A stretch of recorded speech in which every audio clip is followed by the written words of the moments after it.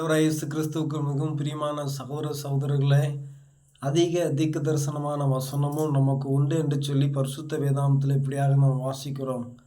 பொழுது விடிந்து விடிவெள்ளி நம்முடைய இருதயங்கள் உதிக்கும் அளவும் இருளிலே பிரகாசிக்கிற விளக்கே போன்று அவ்வசனத்தை கவனித்திருப்பது நமக்கு நலமாக இருக்கும் என்று சொல்லி அப்போஸ்தலனாகிய பவுல் இப்படியாக ஆமென் பேதுரும் யாக்கோப்பும் யோவானும் ஆமென் இருந்த அந்த காலகட்டத்தில் ஆமென் உயர்ந்த மலையில் இயேசு கிறிஸ்துவானவர் ஜெபம் பண்ணும்போது ஆமென் பிதாவாகிய தேவன் ஆமென் இவர் என்னுடைய நேசகுமாரன் இவருக்கு செவி கொடுங்கள் என்று சொன்ன அந்த வார்த்தை ஆமென் பரிசுத்த பர்வதத்திலிருந்து கேட்கப்பட்டது என்று சொல்லி அப்போஸ்தலனாகிய பேதுரு சாட்சி கொடுக்கிறார். ஆமென். அருமையான சகோதர சகோதரர்களே, அதே போல அதிக தீர்க்க தரிசனமான வசனம் நமக்கு இருக்கிறது. அது நம்முடைய இருதயங்களிலே அது பிரகாசிக்கட்டும். அதிலே நாம் கவனம் செலுத்துவோம். அந்த வார்த்தை நமக்கு நலமாக இருக்கும், அற்புதமாக இருக்கும், அதிசயமாக இருக்கும். செயல்படுவோம். ஆமென்.